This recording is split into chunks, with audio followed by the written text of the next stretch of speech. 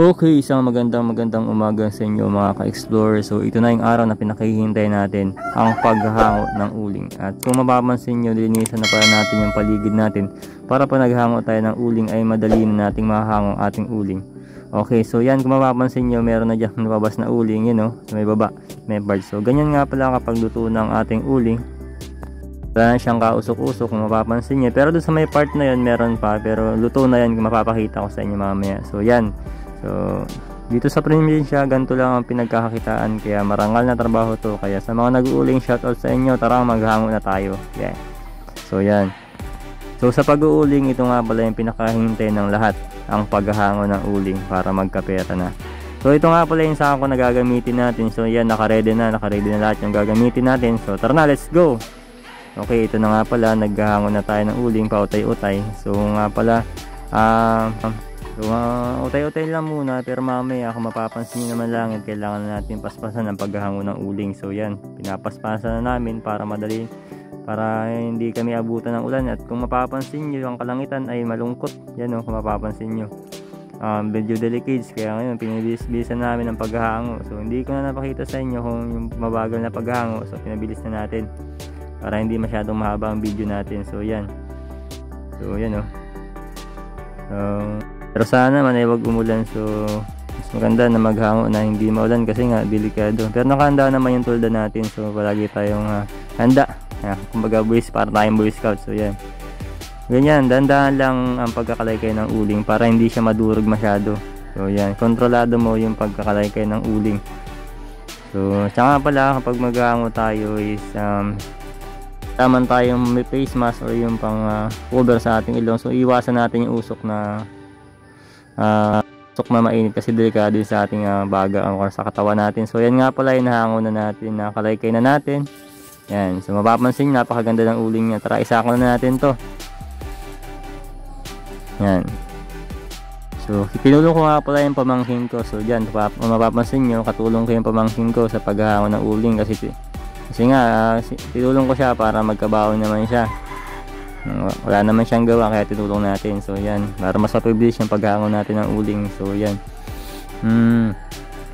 so yan, dito sa pag-uuling is tsaga-tsaga lang. So kakalaykay, simot, and then check natin baka may apoy pa yung uling natin. So syempre kapag maghahango tayo, dapat panabigin muna natin yung uling natin bago natin ilagay sa sako, kasi pag nilagay natin na may tendency na masunog yung ating usako, or sayang din yung uling natin, masusunog, di ba?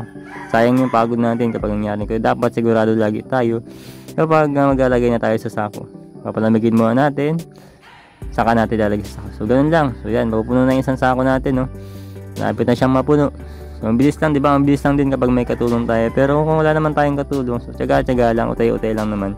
Hindi naman natin kailangan mabilisin. Pero kung mapapansin nyo kasi yung langit, ay malungkot yung langit natin. So yan yung mga, so yan, kung mapapansin nyo, napakaganda ng uling natin, no? Buo-buo.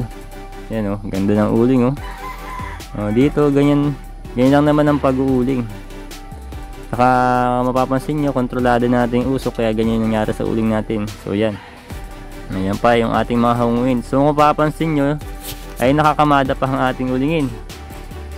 Yan, ang lalaki ng uling natin. So as you can see, yan, nakakamada pa siya.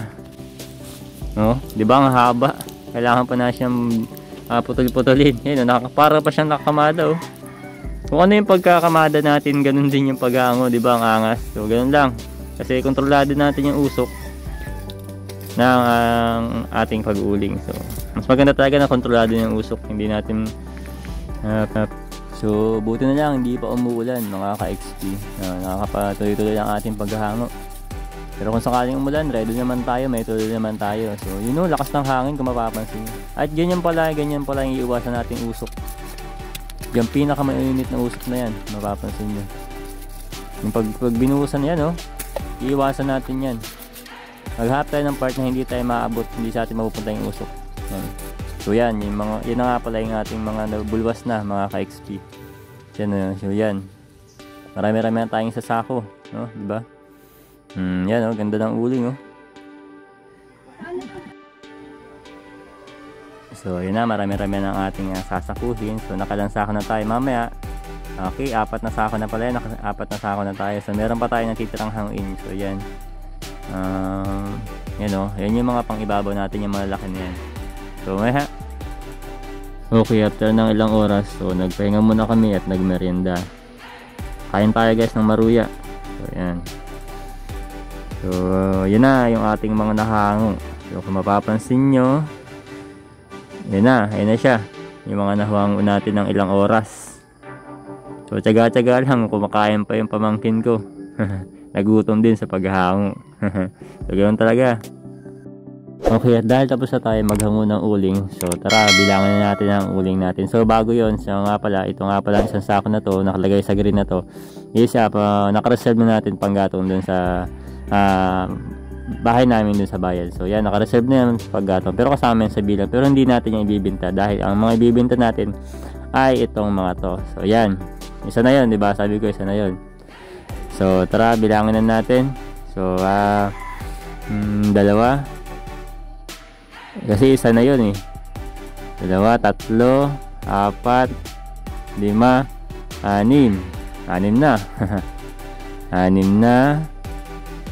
9, 10. Okay, 10 na. 10 na yung ating uling oh. So yun na yung 10. And then 11. And then yung panglas natin 12.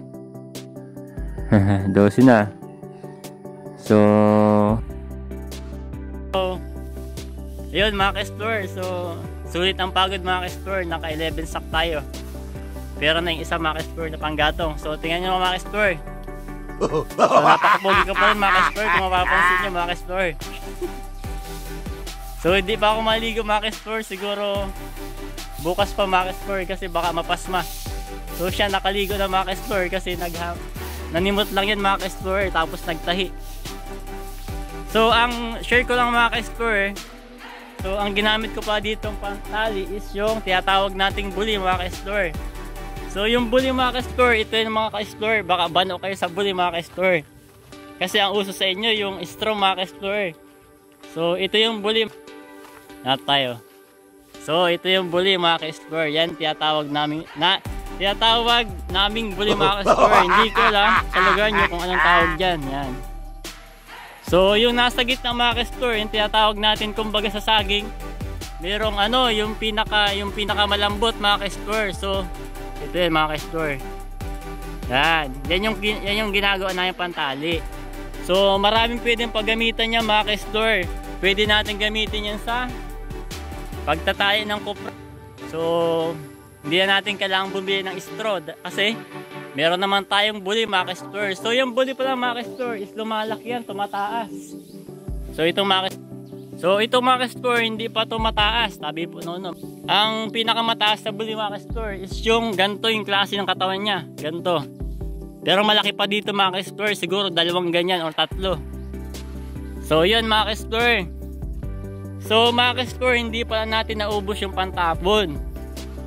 So dito pala sa amin, ang ginamit na yung pantabon is yung tinatawag nating yung mix mga ka-explore, yung halo-halo kumbaga. Mix. Ang tawag dito mga ka-explorer is mix. So meron ditong tinatawag na cover crop at meron din tinatawag na kugon at mga emildam. So maganda yung pantabon. Bakit? Kasi hindi magbubutas yung uling natin mga ka-explore. So kung mapapansin nyo, ito yung ginamit kong sasakyan mga ka-explorer, Pirelli. Hindi, joke lang mga ka-explorer, ito ay Kariton mga ka-explorer. So kung hindi kayo familiar dito mga ka-explorer, imagine niyo na lang yung kalisa mga ka-explorer. Kung yung ang ginagamit nila is horsey or kabayo na tinatawag, ito naman ang ginagamit dito ay Carabao mga ka-explorer. Mga ka-explorer, tapos na tayo mag sako mga ka-explorer. So sulit yung pagod mga ka-explorer. So mga ka-explorer, share ko lang pala yung ginagamit natin pamputo ng malaking kahoy mga ka-explorer. So walaan nyo mga ka-explorer kung ang tawag dito.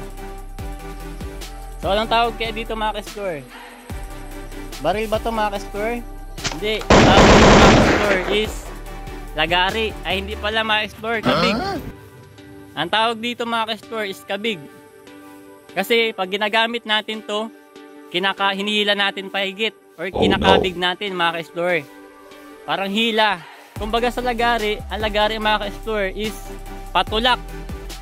Mapuputol ba ang isang bagay ng patulak, pero ito pakabig mga ka-explore, pakabig. Nakita nyo naman sa video mga ka-explore kung paano ko ginamit.